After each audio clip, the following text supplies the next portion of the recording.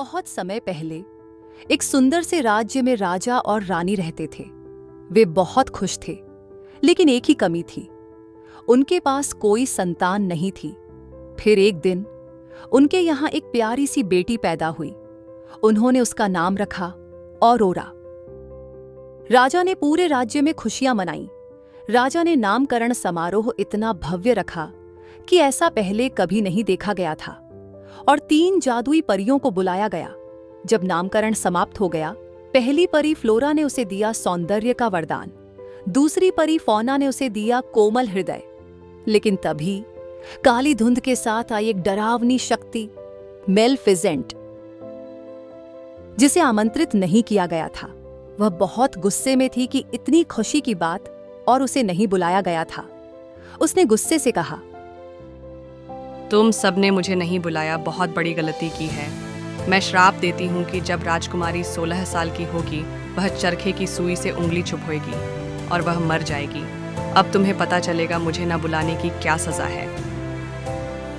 सब चौंक गए और दुखी हो गए, लेकिन तीसरी परी मेरीवेदर ने श्राप को थोड़ा बदल दिया। राजकुमारी मरेगी नहीं, वह केवल सोएगी और एक सच्चे प्रेम के चुंबन से जागेगी। समय बीतता चला गया और राजकुमारी 16 साल की होने वाली थी। इसी समय राजा और रानी को किसी जरूरी काम से राज्य से बाहर जाना पड़ा। वह लोग राजकुमारी को एक दासी के भरोसे छोड़कर गए थे। जिस दिन राजकुमारी का जन्मदिन था, वह महल में अकेले खेल रही थी और वह खेलते खेलते तहखाने में पहुंच गई। वहां पर एक पुराना चरखा था और जैसे ही राजकुमारी ने उसे हाथ लगाया तो उसे कील चुभ गई और वो वहीं गिर गई। सेवकों ने राजकुमारी को बहुत ढूंढा और उसे तहखाने में सोता हुआ पाया। उन लोगों ने जैसे ही उसे बिस्तर पर लिटाया और उसके बाद सभी एक एक करके सोने लगे।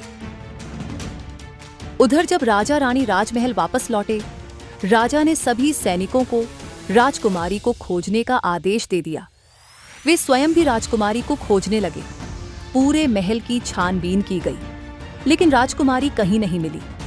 महल के बाहर उसे खोजते खोजते वे लोग उस तहखाने में पहुंचे। वहां पहुंचकर उन्होंने राजकुमारी को चरखे के पास सोते हुए पाया। वे समझ गए कि दुष्ट परी का श्राप पूरा हो गया है। रानी दुख के मारे जोर जोर से रोने लगी। राजा ने रानी को समझाया, कुछ देर में हम सब भी सो जाएंगे, इसलिए अभी राजकुमारी को महल लेकर चलते हैं और इसे उस दिन के लिए तैयार करते हैं जब कोई सुंदर राजकुमार इसे नींद से जगाने के लिए आएगा। समय बीतता चला गया। कांटों और झाड़ियों के पीछे छुपा राज्य अतीत का हिस्सा बन गया, लेकिन उस सोए हुए राज्य और सुंदर राजकुमारी की कहानियां दूर दूर के प्रदेशों में प्रसिद्ध थीं। कई राजकुमार राजकुमारी औरोरा को पाने की आशा में उस सोए हुए राज्य को ढूंढने जाते, लेकिन उन कांटों और झाड़ियों को पार करने में सफल नहीं हो पाते। अपने इसी प्रयास में कई राजकुमार कांटों और झाड़ियों में फंसकर मर गए। धीरे धीरे राजकुमारों ने मौत के डर से वहां जाना छोड़ दिया। कुछ वर्षों बाद एक दिन फिलिप नाम के राजकुमार ने जब सोती हुई राजकुमारी की कहानी सुनी, तो वह मन ही मन उससे प्रेम कर बैठा। उसने उस राज्य का पता लगाने का निश्चय किया। वह राजकुमारी औरोरा को नींद से जगाना चाहता था और उस राज्य की खुशहाली फिर से वापस लाना चाहता था। जब राजकुमार फिलिप के पिता को यह पता चला, तो उन्होंने वहां जाने के खतरे को देखते हुए उसे रोकने का प्रयास किया, लेकिन फिलिप नहीं माना और उस राज्य को खोजने के लिए निकल चला। कई दिनों की यात्रा के बाद वह उस राज्य के सामने पहुंचा। उस दिन राजकुमारी औरोरा को सोए हुए 100 वर्ष पूर्ण हो चुके थे। राजकुमार ने राज्य के चारों ओर कांटों और झाड़ियों का जाल देखा, लेकिन वह बहादुर था। उसके तलवार से सारी कांटों और झाड़ियों को काट दिया और राज्य में घुसने का रास्ता बना लिया। वह राज्य के अंदर पहुंचा। वहां उसने देखा कि जो जहां है वहीं सोया हुआ है। राजमहल के द्वार पर उसने दरबानों को भी सोते हुए पाया। महल के अंदर राज दरबार में पहुंचने पर उसने राजा रानी और दरबारियों को भी सोते हुए पाया। वह महल में घूमता रहा और अंत में उस कमरे में पहुंचा जहां राजकुमारी औरोरा सोई हुई थी। जब राजकुमार फिलिप ने राजकुमारी को देखा तो बस देखता ही रह गया। उसके मन में राजकुमारी के बारे में सुनकर जो प्रेम का बीज फूटा था वह और गहरा हो गया। उसने राजकुमारी के पास जाकर उसका हाथ अपने हाथों में लिया और उसे चूम लिया। उसके ऐसा करते ही दुष्ट परी का श्राप टूट गया और राजकुमारी नींद से बाहर आ गई। उसने अपनी आंखें खोली तो एक सुंदर राजकुमार को अपने सामने पाया। वह समझ गई कि ये वही सच्चा प्रेम करने वाला राजकुमार है।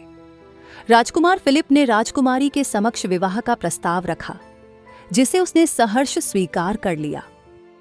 दोनों कमरे से बाहर निकलकर राज दरबार पहुंचे। वहां उन्होंने देखा कि राजा रानी और सभी दरबारी नींद से जाग चुके थे। उन्होंने राजकुमारी और राजकुमार फिलिप का स्वागत किया। राजा रानी बहुत प्रसन्न थे।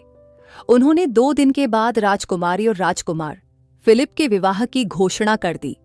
जल्द ही हुआ उनका विवाह। ऑरोरा और फिलिप हमेशा हमेशा के लिए खुशहाल जीवन जीने लगे। और इस तरह स्लीपिंग ब्यूटी अब सिर्फ एक कहानी नहीं, एक प्रेरणा बन गई कि हर नींद से जागा जा सकता है जब साथ हो प्यार, हिम्मत और सच्चे दिल का जादू। अगर आपको यह कहानी पसंद आए तो कृपया वीडियो को शेयर करें, लाइक करें और कमेंट करना न भूलें। ऐसी ही अच्छी और सच्ची कहानियों के लिए हमारे चैनल को सब्सक्राइब करें।